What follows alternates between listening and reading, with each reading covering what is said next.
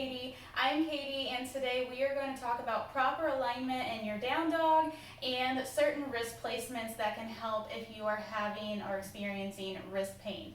So if that type of content is interesting to you, go ahead and subscribe to my channel and give this video a thumbs up if it was helpful to you. So coming down to our mats, the first thing that I hear in a down dog is, so oftentimes we go from down dog into a plank or from a plank to a down dog. So what I hear is that when I'm at a plank, my feet are way back here. And then when I go back into down dog, I can't keep my feet back there and keep my weight in my legs like it should be in your down dog. I have to walk them forward. That is completely fine. If you need to walk your feet forward, that's totally fine. Don't worry about it. The second thing that I see is when people are in a down dog, their the eye of their arm, so the eye of the elbow is kind of what it's referred as. So you have the back, and then you have the front, which is the eyes, okay? So when people go down, oftentimes our shoulders rotate forward because that's how we live our lives, looking at our phones and looking at our computers. Our shoulders are constantly rolled forward, okay? So what we need to do is to maybe turn our wrists out, maybe turn and rotate our palms out, that's fine. But also rotate our arms around so the eyes of our elbows are looking at the front of our mat. Okay, so that's number one.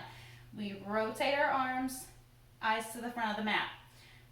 That also changes my shoulders. So my shoulders go from closed, rotate the arms, my shoulders start to open up and go down my back body. So what it looks like in your down dog is from closed to open. So eyes to the front of the mat. Secondly, I see a lot of this.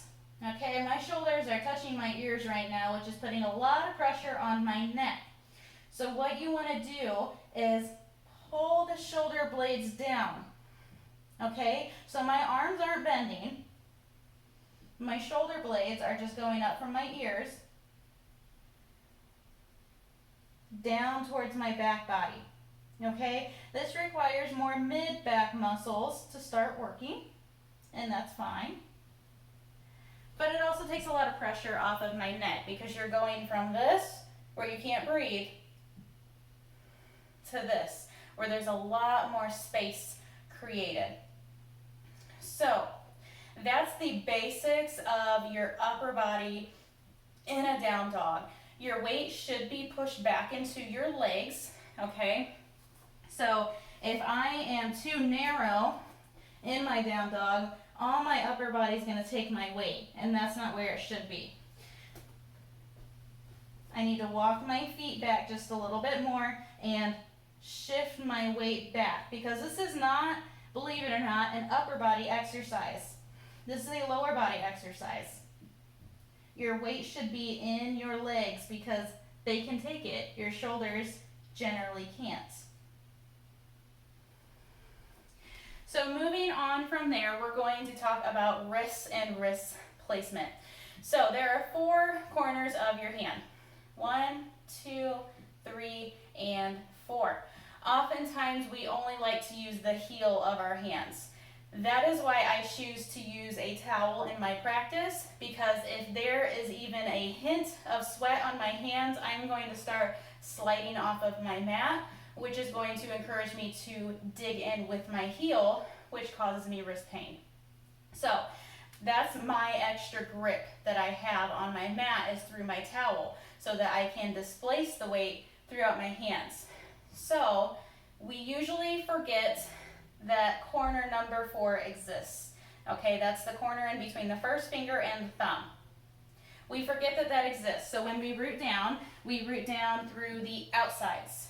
We don't root down through that corner, okay? You need to push through all 4 corners, and that one it's harder to find in your practice unless you're actually focusing on it. there's a lot to focus on in yoga. So that is one thing that you can do. Another thing that you can do is to roll up the end of your mat, okay? So rolling up the end of your mat changes the leverage or the angle that your hand is being placed at. So when I roll up my mat, I'm just gonna put the heel of my hand on the edge of my mat, okay? So that takes me from a flat hand to an angled hand, which will encourage you to use more of the ball of your hand to displace the weight, but it also takes pressure and it takes such an extreme angle off of your wrist if that's bothering you. The third thing you can do, and this is the one, I'd rather go through everything else than go to this one, because this changes the look quite a bit throughout everyone's practice. But an option is either to elevate. So if you were to be taking a plank from a chair, taking a down dog from a chair, all of that is possible. But that will take weight off of your arms and put it back into your legs where it should be. But another thing that you can do is go to your forearms. So most exercises in yoga, not all, can be transitioned into forearm exercises rather than being on the wrist. So let's say you're going from a plank.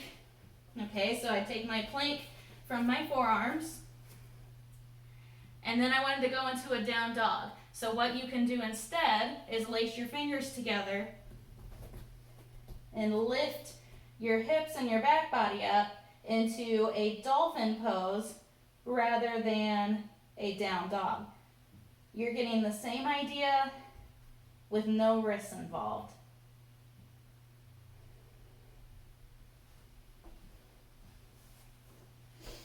So that is just a very quick down dog and wrist guide. If you have any questions, let me know in the comments, and I can always make a deeper dive into wrists and how to place them, and shoulders and how to place them, and all that different kind of stuff.